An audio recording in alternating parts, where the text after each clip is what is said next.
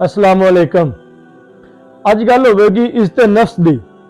इज्जत नफ्स हर बंदे दी बराबर है और एक बंदे का अपना स्टेटस होंदा है जिहड़ा बंदे ने अपने म्यार के मुताबिक बनाया होंदा है। इज्जत नफ्स जिहड़ी है हर माड़े दी और चंगे दी बराबर है। भलिया वक्तां दी गल है, एक बुजुर्ग बंदा सी, उस अपने माल रखिया सी, मालदारी विच उसने एक दांद भी रखिया सी। एक दिहाड़े जिहड़ा उसका नौकर है उस दांद नूं मारिया। दांद 2-3 दिन पट्ठे नहीं खादे। वो अपने मालक नूं दसदा भी दांद जिहड़ा 2-3 दिहाड़े हो गए पट्ठे नहीं खांदा पिया, पता नहीं की वजह, बीमार नहीं। उन्हें डॉक्टर साहब नूं बुलाया, डॉक्टर साहब ने चेक कराया, डॉक्टर साहब कहंदे कि दांद बिल्कुल ठीक है, किसी किस्म का मसला कोई नहीं, पट्ठे पता नहीं क्यों नहीं खांदा पिया। उन्हें किसी होर सियाणे बंदे ने बुलाया, उसने पूछा, उस आख्या कि पता नहीं की वजह, क्यों नहीं पट्ठे पिया खांदा।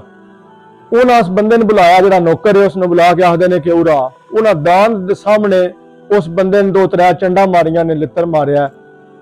दांद जिहड़ा उस दे अगे पट्ठे पाए ने ते ओ पट्ठे खाण लग पिया।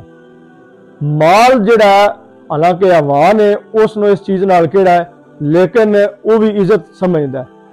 कोशिश करें करो कि जिहड़े ज्यादातर बंदे सफेद पोश ने वो माड़ा बंदा जिहड़ा उसनों तो बिल्कुल वो बंदा ही नहीं समझते। कोशिश करा करो कि इज्जत नफ्स हर बंदे दी बराबर है, खास करके इज्जत नफ्स जिहड़ी है उसकी कभी भी मजरू ना करो। और दुनिया के मामला दुनियावी जिहड़े ने चलते ही रहते हैं। इसका यह नहीं मतलब होंदा कि कोई बंदा माड़ा है उसनों दबा छड़ना या उसनों बेइज्जती कर छड़नी या गाल दुप्पड़ कर छड़नी। सब तो ज्यादा कोशिश करा करो कि इज्जत नफ्स कभी भी ना किसी की खराब होवे।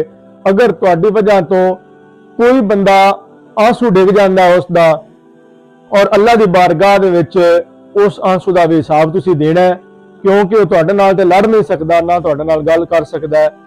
क़यामत वाले दिन उसने तुसीं हिसाब देना है, और अल्लाह की लाठी बड़ी बेआवाज है, वो तुहानूं किसी टाइम में पकड़ आ सकती है। मेहरबानी।